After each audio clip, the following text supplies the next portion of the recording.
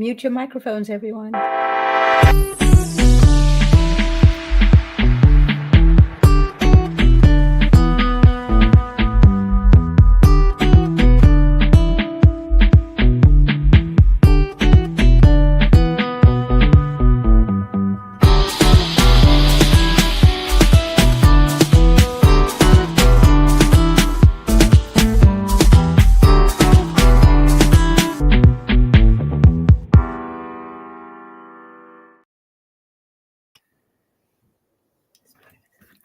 Hello, everyone, and welcome. I'm so glad that you're back for another Being Healthy transformative experience.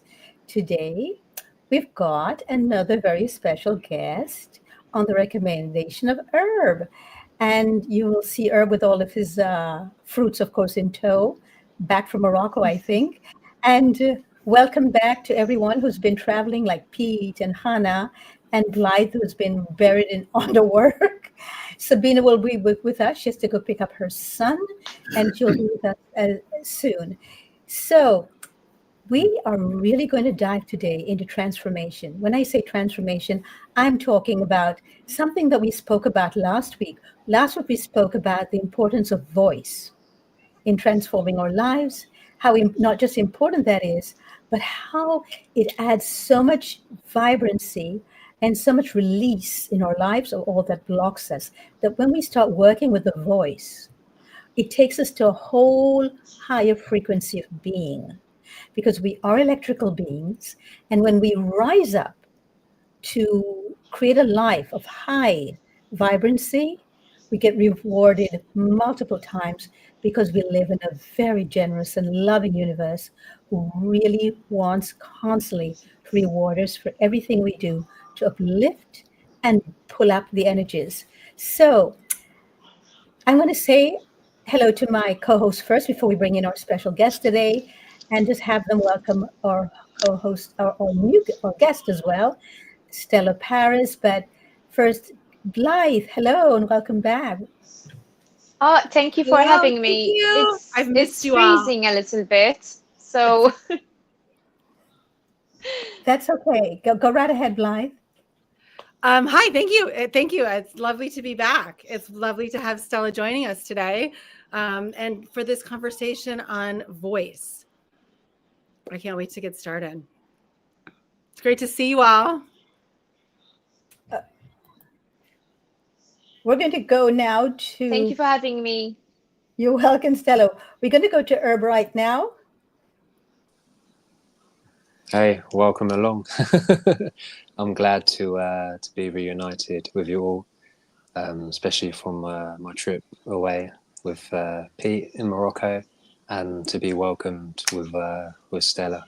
I'm really looking forward to hearing what she has to share, and for everyone else to hear what she has to share, because what I felt and seen and heard from Stella in person is truly beautiful and inspiring, and should be shared, and thought should be perfect for this show.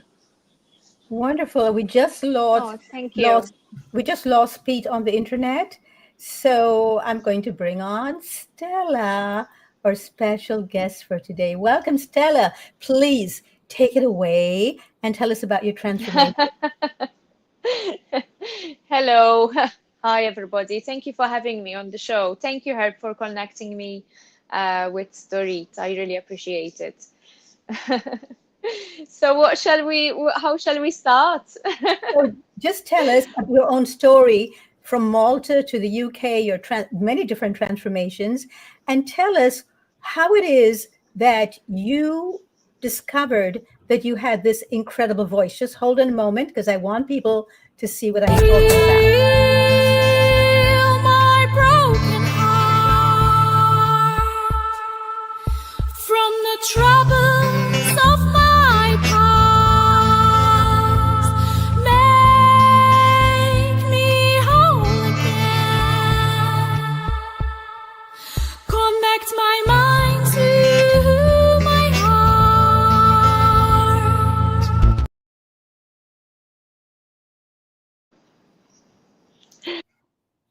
Stella, Thank you. That is quite a voice, quite the richness of it too, not just to mention the depths of it as well and the heights of it. But when did you discover that you had this voice? Do you remember at all? And you need to unmute yourself first. So unmute yourself first, Stella, and then just let us know. Can you hear us, Stella? You have to unmute your button. Click the unmute button. Wait, I see if I... Oh, okay, cool. Can you hear me? Yes, absolutely. Yes. Go right ahead, please. So yeah, so that's my song, my recent one, A Siren's Call. And it's basically about my love for the ocean. And you know, sometimes we find ourselves having very busy lifestyles, and sometimes we're in locations where we are not by the sea, and I feel like I'm very much connected to the ocean. I was born in Malta, so it's an island, and I really love being in the water. I love swimming, I love snorkeling. I just find it so therapeutic for me. Just, I don't know, underwater is like another whole world, and it's just so calming. And when I'm underwater or in the sea, everything else just dissolves away, and I don't think about anything else. I'm just at that one present moment, and I feel connected with everything, and my mind becomes like a child again, and I'm looking at everything curiously, and everything, the fish, all the sea creatures, appreciating every moment. So I wrote the song at a time when I was really missing being by the ocean. I was really craving for it, and that's where that song came from. So yeah, I've added a little bit of mysticism to it. You know, I really love mythical creatures like mermaids and selkies and water nymphs and such. So yeah. You portray an excellent mermaid, I think. I think it's very much in your realm to really portray a mermaid. Do you believe in mermaids? That they ever existed? I believe in them as a spirit rather than something that actually exists in a 3D material realm. I believe in water spirits. I believe in different kind of energies and different kind of entities. But yeah, as an energy, I don't, yeah, I'm not sure if mermaids actually exist in flesh and bone, if you know what I mean. Maybe thousands of years ago they did, maybe in the times of, like, I don't know if you believe in Atlantis or Lemuria, like thousands and millions of years ago, maybe yes. So because these mythical, these folk tales and these mythical stories, they do come from somewhere, and I believe maybe they did exist and they went extinct. Who knows? There's a lot of hoaxes when it comes to these things. So when obviously I love, you know, I love mermaids and fairies and folk tales and all of that stuff, but if I see a video with someone saying, oh, look what I found on the beach, yeah, I'm quite cynical when it comes to that, so I'm not gonna believe that it's actually a mermaid or a fairy or something supernatural. So, you know, I was actually trained by and worked for, taught for Deepak Chopra, Dr. Deepak Chopra. And one of the things we taught, because we studied a lot of Ayurveda and the Vedas themselves, is that we need to connect to our mythical creatures. And when we don't connect to them, we make them up, which is the reason for gangs and gang warfare, is because we need myth in our lives. And if we don't have a mythical persona to which we connect, we often feel lost. And sometimes some of us even feel abandoned. So very often it's not the abandonment that we feel of our parents, but the connection to myths. And that nowadays so-called science has taken over, and there are no myths to which to connect, and that's the reason for the loss. What do you think about that, Stella, and also the rest of our panel? I'm going to be asking you that same question. Stella first. Oh wow, I've never thought about it that way. That because I've been to Sri Lanka a few times and I know a little bit about Ayurveda, and it's very interesting what you've just said. Yeah, it feels like when I let my inner child alive and I connect with mythical creatures, I feel more myself, and I feel like free and whimsical. I love being whimsical. And you look at Running in the forest, jumping in the sea, playing. I love doing all that. Do you sing in the forest and at the sea? Do you sing at the ocean? Everyone's frozen now. So Oh, do you sing? you've come back. Yeah, I lost you for a moment. Yeah, do you sing at the ocean or in the forest? Yes, I do. In fact, I wrote A Siren's Call by the ocean. I wrote it in Dania Beach in Florida. And well, actually, no, sorry. A Siren's Call, I wrote it here in Birmingham, and I have another mermaid core song called Star Seeds, which I wrote in Dania Beach. Sorry, because I have two mermaid core songs. Oh, wow. So that really is your mythical creature.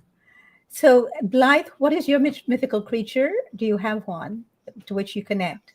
I would say mermaids as well. I was a part of a couple mermaid projects that were almost to be. First of all, Stella, your song was amazing. That was like, like Thank you. You know, sound, which is what we'll be talking more about. You know how it just like opens up. Like I really just felt like the whole heart chakra just opened and alignment, and it was like I could just like see DNA spiraling. That was really powerful. But yeah, to answer your question, Dorit, I sort of think of mythical creatures as like they are real in some dimension, you know, like in some space and time, even if it is our imagination, because our imagination is a dimension, that they are real because they're a real energetic pattern. They're a real archetype. I would also say unicorn. I connect with, I guess it would be a Pegasus, right? The unicorn that flies. My daughter and I feel really connected to that energy as well, strength, flight, but also I am, you know, the mermaid with the water. I am an ocean girl. Like that's my haven. So I feel really connected to the waves and the sun, but maybe not so much to like deep underwater, which is maybe their origins. You know, that's a bit cold maybe for me. But yeah, that's an interesting thing to think about. Yeah, I'm glad you mentioned archetypes, Blythe, because that's the whole point, is that each of us, whether we realize it or not, if we do have consciously an archetype, it will get us through the toughest moment, and we begin to see ourselves through the archetype's eyes, and we even begin to flow with the universe according to the story and transformational stories of that archetype. And that's why we're doing stories of transformation, because that's so important. Herb, do you have an archetype, and do you think it's important? It's an interesting question for me. It's something that I like to dive into, and I don't really have one really specific that I identify with or align with. It doesn't mean I object to it. I'm open to it. And yeah, I feel life is a mystery to be lived and not to be solved. Because if we go around trying to solve everything and prove everything, then we miss the beauty and the mysticism of life. And yeah, it's great to be open and receptive to possibilities. But I think it's great to, like you say, have an archetype. And yeah, I suppose I feel it in the spiritual sense. You know, you could say that a phoenix, Legend of the Phoenix kind of thing. I suppose I've relate to that at times, gone through transformations, come out of the ashes, embodied that, I suppose, that's coming through, and other kind of mystical creatures and mythical deities all play a part, so you can align with many gods and goddesses. So yeah, I'm open to that. Nothing's coming through strongly right now at this moment to share more on that, but yeah, it's a beautiful, interesting discussion to have and to live and be guided by. Well, thank you for that. So we go now to Pete. How do you feel about this, Pete? I'm there. Yeah. Hi, Stella. It was really nice having you at our event. And in terms of the voice, it was really nice seeing you in life. And Thank your you. being is projecting out. You can hear. Oh, yeah. So, what do I feel about that? I suppose in relation to archetypes, I feel I tune into many at different times, able to tune into many at different times, if you can, potentially more be in the now. And in a given situation, it feels like, okay, that's come through in a given situation, in let's just say auspicious or perfect moment. I must admit, how many years ago? My mum passed away about 9 years ago, and there was a few friends around who did unicorn healing, and I witnessed my reaction, and it was kind of like, really? Wow, that's interesting. I hadn't heard that so it was the first time, maybe 12 years ago, and I kept hearing it. And then I'm like, okay. And then where we are in Glastonbury, we're actually on the 10-mile radius zodiac chart of Glastonbury, the land, refounded by Catherine Mortwood, the place next door where we are. Actually, she lived in that place, the Avalon Priory. And we're actually on part of the, we'll say Pegasus. We could say we're in a Pegasus time, which is really interesting in terms of astrological. So it came up again. And then my mum passed, and I didn't actually make it to where she was at the time. So I returned back home and just sat with myself. And can you believe it? She showed herself as a unicorn. So it was just like, oh, come on, Mum, really? So that's my embodiment of a unicorn. So I'm on par with the metaphysical, or the analogy of what these archetypes portray. And I was impressed. It was impressed upon me to do a whole spoken word. It's like she was channeling through me about her life in a very old English spoken word text, which took me about 4 days to kind of, I would say, download. And I'd never really done a spoken word before. So I actually did it recited it at her wake. So it was quite trippy kind of wording, but in a very poetical old English style. So it was really interesting. That wasn't coming through me. So yeah, the unicorn, I'm on board with the unicorn and mermaids, whether they're so-called true or not. Many, fairies, could I say I've seen them? In terms of, depends what reality you want to say. In terms of the physical realm, I'd say potentially no, I haven't. On another realm, reality, so-called dream state, yes, I'd say I had. So yeah, many archetypes, the bear, the lion, Jekyll, it's just like it feels like and then we can go into like the warrior, the feminine, the king, the emperor, the queen, reflecting all the different aspects as we are all one. And then if we, in native Indian, seeing through the eagle's eyes, boom, sort of there he is in the eagle looking down on what he needs to look down on. So, or the leopard, the Black Panther, the lion. So that's my take on it. Thank you for that. So It's interesting that three of you say unicorns and mermaids. So I have no connection with any of those. My connections are my archetypes are birds and trees. And maybe that's why I really love forests much more than the ocean. Although I do like the ocean, but only at certain times, at sunrise and at sunset. And then I love it. Don't put me there in the middle of the day when it's hot. I'll miss the trees too much. So I think it's really interesting, this song by Stella. And I'm going to wait until Sabina joins us because I want to replay it again. Because what I noticed about the song, the first time I heard it, it was almost like it was an anthem for our show. Did you pay attention to the words? And do you actually write all your songs, Stella?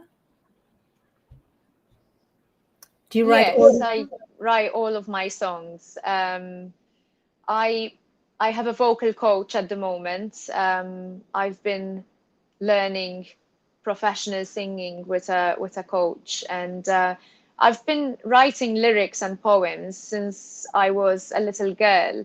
But I kind of forgot that dream for a moment and put it in the back burner. And about 2 years ago, I released another song and I started becoming more creative. And I thought, I was putting more energy into writing my songs and writing poems again. And I thought, well, I think I should go to a vocal coach to help me bring out my voice, you know, because initially I was singing my songs and I mean, they still sound nice, but I think now you can see that there is a huge difference after a year of training. Wow, that's I've impressive. also What do you see as the difference?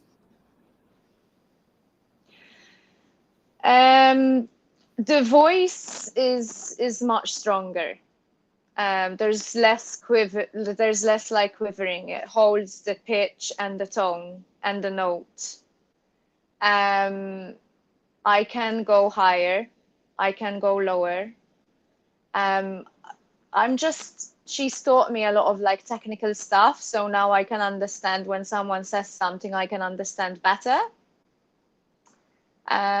Yeah, definitely the projection of the voice is much, much better. And also with that comes the confidence as well, because it shows that when you are taught how to do something properly, then you have much more confidence with doing it.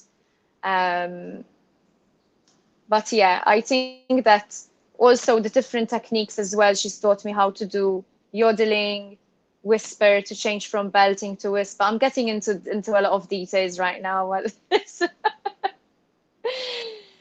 I think we have Also, I think we have an example of your yodeling, which I will play shortly. you can play it. Yeah, I do love yodeling a lot. Yeah, I love switching from like belting to going up and down with the tone. I enjoy doing that. It's I would say that the genre that my songs fall under is more like folk pop. So yodeling is quite popular in folk music. So I definitely want to use more yodeling in my future songs. I'm also learning how to produce as well, because before I had a producer who used to I used to sing because what I do is I write the songs and I know how to sing them, so I have the melody in my head.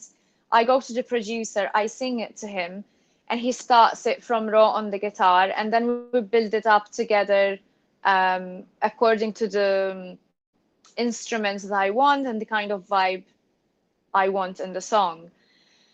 But now recently I've been learning how to produce, and I've been there with my producer every step of the way. So I have control of what goes in the song in every millisecond. So in that way now I feel like my future songs are going to be more me, because with the lessons I know more of what I want, and I'm also as I grow as an artist, you know, the more you create, the more you write, the more you find your style and your genre, right? So my music is either, I never write love songs, by the way. I'm not into love songs, and I don't write love songs. I'm either nature, extremely happy, let's jump into the ocean, let's play, let's go in the forest and run, and everything is amazing, or else it goes really dark, like my song Not What He Seems, where I bring up some past past experiences in relationships and in situations that I had. So it's either extremely happy or it goes really dark. There's no in between at the minute. And I see that our actual co-host has sent you 3 hearts. She's also a sea creature and lives by the beach. Right now she's on an island visiting her family, I think. So Oh, one of the things, oh, but she also lives by the beach. She would totally and completely really understand on a very cellular level what you're saying and everything that you have said about the ocean and being by the ocean. So I'm going to bring in Blythe here. Blythe. So I had no idea that you also love that ocean, and I've known you for such a long time. Interesting, yeah. isn't it? Oh yeah. So what when you think of you brought up the word, you know, the archetypes and things like that. What do you think is the importance of archetypes for children? That's a very interesting question. Just to, I think maybe the same as for all of us, just to kind of give us a framework to identify with or to reach for. That's a very interesting question. I think children naturally are connected to theirs because they're playing. I mean, my children are always playing warrior and playing superhero and playing king and queen, and you know, and so I think it comes out that what I see really in that is that they know their power, you know. So many of us have sort of systematically been trained out of our power with culture, you know, with well-meaning parents and well-meaning authority. There's rules to follow, and there's this and there's that, and there's, you know, so much of us, we lose connection to our power. And so then there's, you know, it's a way to play is a way to be in their power. I fully allow my children to have their power, by the way, which is also very interesting parenting very powerful children. But I think it's natural to all of us to live in that power and express it. And so I do see that. And of course, they very much connect with the mythical creatures because, you know, it's like Stella said, you know, let's play. It's like, let's play more. We all know inherently that life should be pleasurable, right? It's like we should play. But certainly culture has taught us to work hard and da da da da da da. I mean, I can't even believe the schedule that most of culture is on. It's like, when do you meditate? When do you just swim in the ocean? When do you, you know, if you have like a 9 to 5 and kids and this and that. And those of us that you know, like do our own, we're guided by our own genius. We have space for that flow, and like we're connected to our power. And I think that's something that everyone, especially now, really needs, right? And is like looking for. And I think archetypes help us remember, like it like downloads the model, like helps us remember, oh, this really is who we are. Does that answer your question? Back to you. Yes, very much so, because actually I totally agree that children, they are their own archetypes and they know exactly how to connect with that. So you have Herb, a son, a wee one. Do you have any idea, just from watching him as he goes through the ups and downs of life and being with you and not being with you, would you say that you can actually spot an archetype for him and with him? Oh, that's yeah, beautiful thing to to ponder on. It's changed. He's embodied many things growing up, and obviously as he's grown and evolved, it changes. Yeah, I've always entertained him to play with his imagination and to preserve his innocence, and I feel that I always get the best out of him, and we have the best time when we play and use imagination. It could be absolutely anything, you know, pretending that to embody an animal and things like that. Anything to do with nature. In this stage in his life right now, if he was to model anything in particular, yeah, I can't say what that is right now. Yeah, it's something for me to sit with, and I'd love to return and answer you authentically. We will do that. But what, as you're there doing that, think of yourself as a child too.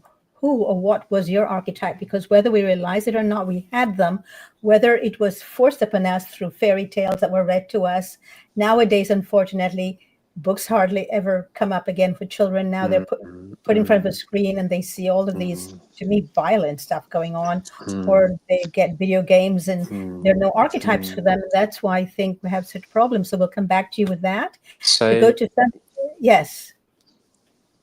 yeah, no, just something just come through. I'll just remember what's coming through now is we modelled ourselves on, like you mentioned about like TV and what kids are exposed to. There was this one animation that we both connected with, and it's about nature. It's about these nut brown hares. There was a father nut brown hare and a child nut brown hare, and they lived on a meadow, and that's how we would connect and we would reenact. It was a beautiful cartoon animation that expressed the simple loves and joys of nature, finding play in like leaves and observing the changes of the seasons. So we would embody that, and we'd get excited and play and yeah, reenact that and discover our own things. That's what's come through with me, and we go back to that. We relate to that whenever we've let's say there's been some disruption between us and he's a bit low, or there's some friction.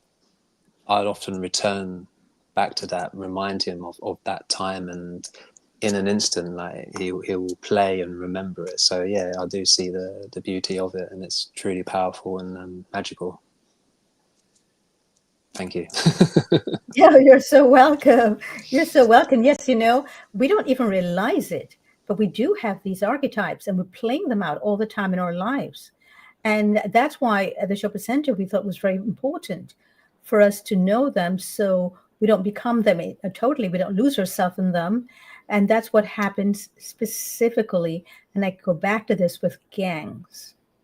So when you put a child in front of a TV or in front of a video screen and you just have video games, their archetypes are always someone having to do with violence. I find it interesting with Stella that because she lived on an island, she grew up on an island, it had hers, everything has to do with the ocean, the sea. We'll come back to Stella with that. We want to bring in Pete first. And Pete, how you've raised grown children, you have a little one now. How do you see them actually mirroring archetypes?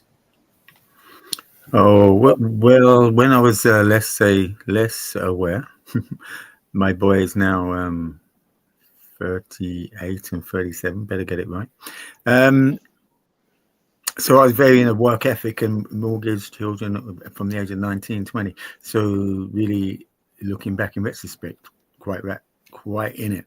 So they would be watching many things at that time, you know, sort of more dinosaurs and Teenage Turtle, Ninja, etc.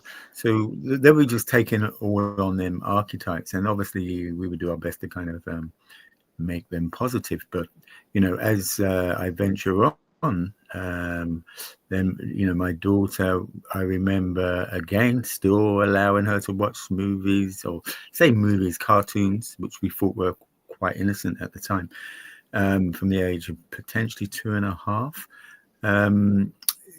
Especially Jungle Book, which we tend to know that it's a lot of them are full of subliminal as well as the obvious. So she had a little time of biting. We couldn't work it out, but then it's like, duh, Jungle Book, let's just say the main powerful animal was the tiger, and it bit him. So that is what I witnessed. Never mind about whatever was going on in the subliminal. So you're so correct. The games children play, they're just very addictive and very violent, and even under the surface violent, and programming our children from very early age. And we do it as parents if we haven't unraveled our own unknowingly. So let's some of the things we potentially trying to get back to the seed of what was our natural instincts as more in the pure essence and our innocence can be really tricky, because it's like, well, that's what your mum showed you, that's what you read, that's what you watched when you was young. So it's really a fine art to tune back into that. Our daughter now, we learned a lot. I mean, my other daughter, who's 22 now, she went to Steiner for a few years, so that was beautiful in terms for me, where you're not supposedly to read them books and let them stay in their senses. So when I heard, what, we can't read them books, oh my gosh, come on, that's the last straw. So, and encouraging the parents to embody some of the ethos, especially if we're putting our children in that ethos, this is like, well, there's a mismatch if we don't embody it. So I would be, my imagination would be coming to life. So I'd be telling her stories and mixing up these stories from cartoons and etc. we would watch.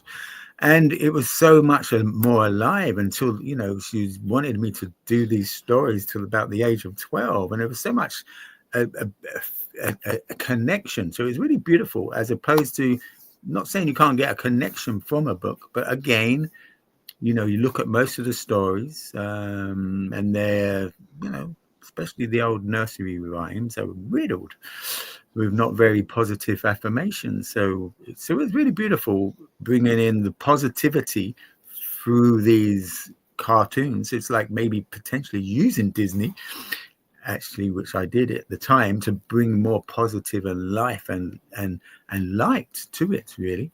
Not to negate the dark. Play with the two realms. So that was really interesting. My daughter now, let's just say, with more awareness as we go through life, or in life, come back to life, should I say. I witnessed, she was truly feral. So we didn't restrain or put on these, let's just say, imprints too early. So she was really feral, and it's just like, she'll watch a cat, she'll be doing what the cat does. She'll watch a dog, she'll be doing what the dog does. So we're like, well, that's not a really good idea. So trying to steer her away from literally imitating any animal she sees. So, and so impressionable. The more open you keep your children, or the souls, our spirits, we are like sponges. So we have to really have done quite a lot of work on ourselves to aspire to guide them the best we can, and actually to not shelter them too much, but to how to navigate in the realm reality we are in. So she, we could say from certain stories, she would take it on. She wants to fly, she wants to be a fairy. So this is where the imprinting comes in. However, she was very feral, I would say, from the beginning, and that can encompass many animals, wolf, tiger, whatever, So I suppose that's part of my experience. Realizing, as you mentioned, lots of the programs, cinema, movies are riddled with violence and programs that generally aren't serving us. I can witness and watch them now, and watch the odd movie here and there, and bring the positive, see the positive, and if anything, they only inspire me. I see it's like seeing the beauty in people, so that's a fine art in itself. So the less, I would say, cluttered, more work you've done on yourself, we can see the beauty in ourselves, and we can see the beauty in everything else. So I'll leave it there. So thank you for that. Sabine has now joined us, and I want to actually bring back Stella on so that Sabina can get to meet her. And Stella, I have some questions for you. So one of the most important one is, can you explain to us the evolution of your own life? So, once you found you had this, to me, immaculate voice, really unusual, by the way. And also, I noticed that there are certain looks that you have. For example, this look here and this one, that absolutely is so playful and deeply artistic and almost ethereal. Do you also design your own clothes, or do you just simply clothe yourself and you don't have somebody who does that for you? Well, I put the outfits together, but I don't like design and sew my clothes. No. I usually go to charity shops and like get second hand or try and find like clothes on sale. I think it's more sustainable that way. But I'm very much into that long white dress and lots of flower crowns, and yeah, so I really like that style. But yeah, no, I don't design my own clothes, but I do put the outfits together. Yeah. Yeah, it really shows. Can you, and I'm going to bring in Sabina for a moment, and I'm going to come back to you because I want to hear about your transformational story with your own culinary choices, your eating lifestyle as well, and how that might have been factored in through your music and the discovery of this incredible voice.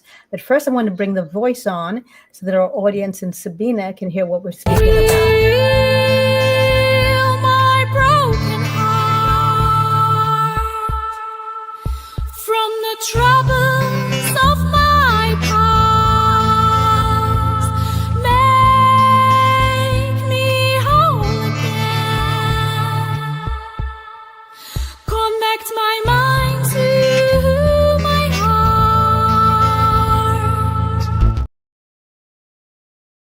Yes. So let's bring on Sabina. Sabina, when you hear this, doesn't this sound almost like a theme for our show and our lives? Yes, first of all, incredible voice, dear Stella. It just went right through me. It's like, Thank you. Thank you, Sabine. I appreciate it. Nice to meet you, by the way. yeah, incredible. It's something, you feel really touched by that voice. It's something that goes deep. And it actually brought me back for a moment to my childhood place where there was this big blue, it's like a spring where the water is crystal blue. And it's very unique. It's a story. There was this mermaid living, and somehow it brought me back. That place suddenly showed up out of nowhere, and Oh, it wow. brought me back to childhood. Yes. And Where what is was the- this place? That is in South Germany, in Oh, a nice. small town where I Oh, grew wow. up. But the water is like, I would say it's between turquoise and teal, different nuances and subtle nuances of colors, but it's really exquisite blue water. And My two favorite colors then. yes, exactly. Somehow I brought that image came suddenly up the moment I heard your voice. Very interesting. I'm Thank going you. to I'm going to add another song from Stella. His tongue sharp as a knife, his words pure arsenic. His machine can't be fixed, not even by the best mechanic. There were red flags everywhere. Yeah, well, how about this one, Sabina? That one, I suddenly felt waves. I feel the ocean. I feel waves. Definitely there's a little sensual element to it as well. And it was invigorating, but you have an incredible voice, Stella. It Thank you so much. Thank you. transported me into different dimensions. Yeah, it took me out of where I am currently and brought me back to other places. So that's beautiful. Oh, you're too kind. Thank you. I agree with Sabina. I think you have a voice that really leads helps people to transform from the present moment into another realm that's so much more conducive to the magic of living and to the magical realm. So tell us how you transformed from your life in Malta, and what was the lifestyle like there, and then into the present lifestyle where you are right now, and what is your dietary changes that you made, and how did that affect your voice and your present capacity to really create so much magic with your whole being, not just your voice? Because I find that your clothing and being in nature, you seem to really, your videos are in nature. And how did that impact you?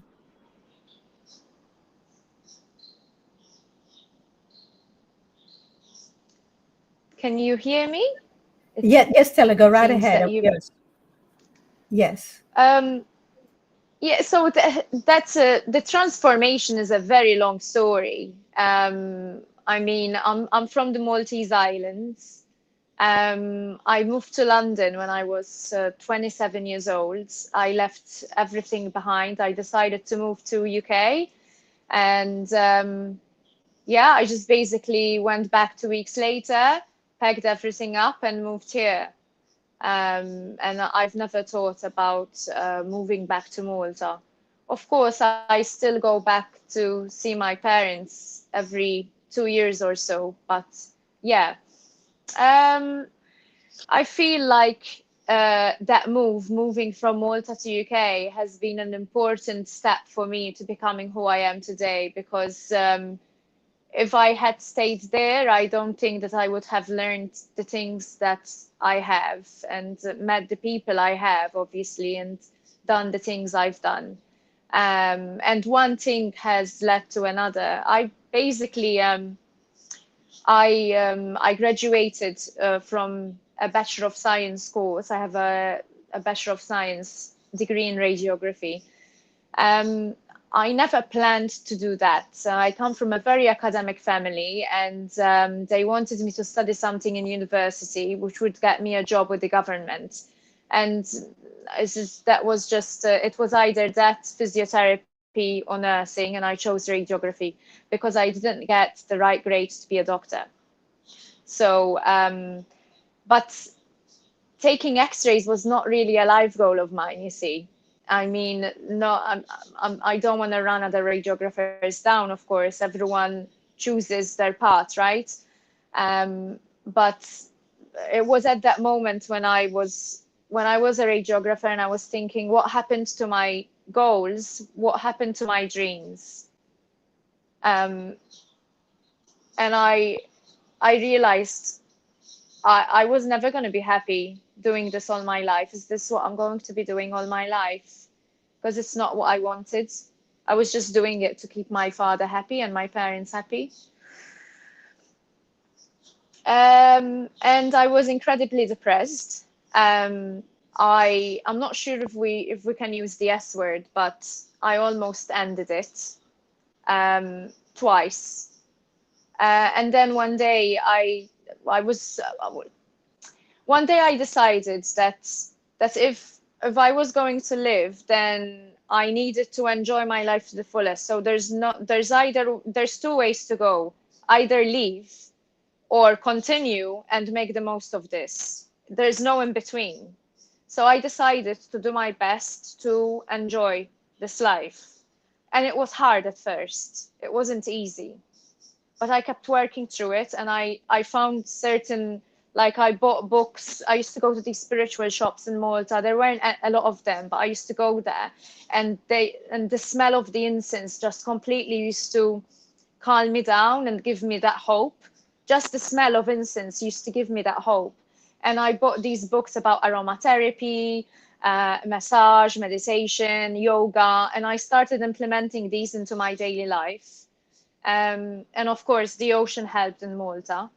Then when I started getting better, I started modeling, and I started dancing, and that already it's changed my life, because financially I wasn't doing very well, even though I had a civil job with the government.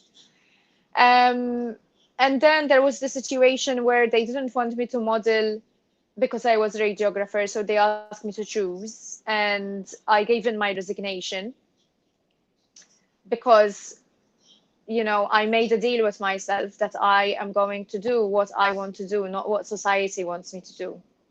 I'm not going to be doing what others planned for me to do. It is my life after all, and I want to enjoy it. And then I moved. Well, I was in a relationship which wasn't good. He was abusive. I thought he was the one, but that's another story. Moved to London. I did really, really well here. Continued modeling here. I'm trying to keep it short and sweet. And then there was a time where I was kind of losing myself a little bit. I was living in the center of the city of London. I was constantly busy, and I was drinking quite a little bit. And yeah, I just always was hungover, and I didn't like it. And one day I said, well, I don't want to be like this. So I decided to take 10 days off, and I stayed home, and I meditated and prayed to the angels, to the goddess. And I read a lot of scriptures. Like, I really wanted to change. Because I wasn't manifesting very good things with the alcohol and everything. It wasn't going very well, right? And I read these Vedic scriptures that said that to reach a more ascended and divine space, eating meat will hold you back from that. And I had never read that or heard of that before. And the text said that each and every time you eat the corpse of an animal, you take on the energy of the animal, because in science we learned that energy never dies. It transmutes, it transforms. So each and every time you eat an animal, you are taking on the pain, the anger, the sadness, because they are exploited, right, as well. They're held captive and they're bred. And I learned about this, and I went vegetarian. Then about a year and a half later, I was training with this vegan coach, fitness. And well, we were talking about the animals and the ethics and stuff like that. And she explained to me about the dairy industry. And she told me that the dairy industry was just as bad because of the mothers are exploited, the reproductive system is exploited, the calves are taken away and turned into veal, and then she is milked constantly, and I did not want to be a part of that. As soon as she told me about the male chicks and about the mothers and the calves, which I had no idea about. No one tells you where, like, it's so we're so cognitively dissonant. Like, we obviously know that mammals make milk because they're pregnant, but we don't realize that cows are constantly impregnated to be able to produce milk constantly. And it dawned on me then. I'm like, no, I don't want to be part of this anymore. So at the time I was doing fitness, and I switched to vegan protein. And instead of having eggs, I started having tofu scramble. And once I became vegan, then things changed altogether. I started doing things in the gym that I had never done before in my life. At 33 years old, I reached to doing pull-ups, 10 reps with no resistance bands, nothing. And I was like shouting it on the top of my lungs from my Instagram page. Look what I can do on being vegan. Then COVID came, and obviously the gyms closed. So I continued to work out and doing it from home and improvisation and stuff like that. And then me and my husband opened up our own vegan restaurant, and we had it for a year, and it was successful. And then we were going to move to the United States, but that didn't work out. But when we had the vegan restaurant in Solihull in West Midlands here in UK, we made a lot of connections, and there was a couple who came in and they told me about the dogs, the MBR Acres dogs, the beagles that are tested on in laboratories. And I decided to become an activist because I have quite a big following on Instagram. I said, well, I need to do something about this. So I organized a protest outside MBR Acres together with Camp Beagle. And that's it. Then I started joining other people, speaking out for the animals, all kinds of animals. Then I got the role, my acting role, my main lead role in the Psycho Dolls brand. We've just filmed the second one at the minute. It's called The Dolls, and it's about a robot who wants to take over the world because she's realized how greedy humans are and how they've ruined Mother Nature.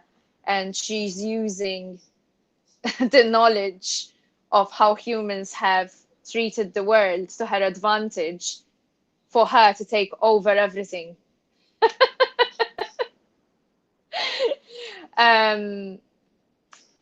So yeah, and then I started writing more songs in the meantime. In this past 2.5 years, I came up with a vegan song called To the Animals, which is in honor of all the animals that have, been exploited and passed away at the hands of humans. And then I decided, why not join a vocal coach and learn singing professionally? And here we are now. I'm working on another song.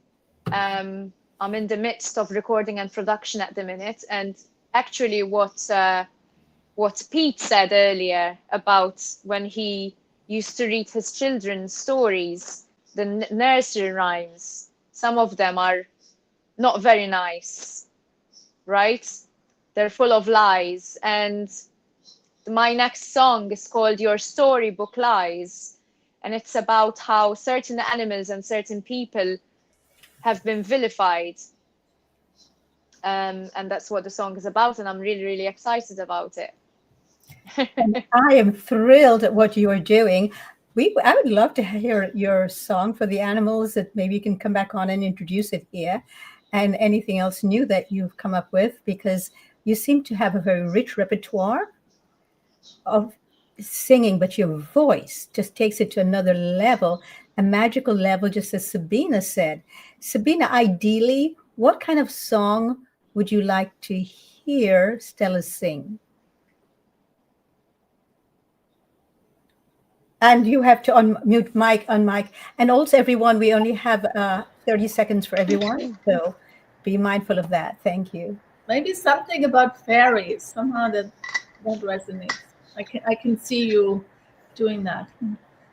I have written a song about fairies and dragons, but I haven't started on the production yet. Mm-hmm. So that's good. Yeah. So when it's ready, come on, introduce it to us. Blythe, same question. I just got all your music on Apple Music. I can't wait. Music medicine. That's what comes to me when you sing. It's music medicine. We are frequency, we are vibration, and you are taking all of us higher who listen to your music. So God bless you. God bless your journey. And thank you all for this conversation today. You now also. Thank you Herb, so much. That's Herb. We have less than 30 seconds now. A song about fruit, all the joys and wonders of fruit, and singing about love and peace. Delightful. And Pete. Yeah, oh wow, just listening to the last, I can't wait to watch that movie, as well as listen to your new song, and can't wait to have you back at the Simply Gorgeous event next year, should I say. So amazing, beautiful story, really inspiring, and keep up with the animals. Beautiful. Thank you, Stella. We really highly We're recommend doing you. an activism this Saturday in London. Where in London? Thank you. Thank you Where in so London, much. Stella? Where in London, Stella? So Where is I'm it? joining the Stephanie Lane. She's an artist, and we are going to do an art installation protest kind of thing. It's called the Milking Herd. So us women, we're going to be representing the mother cows.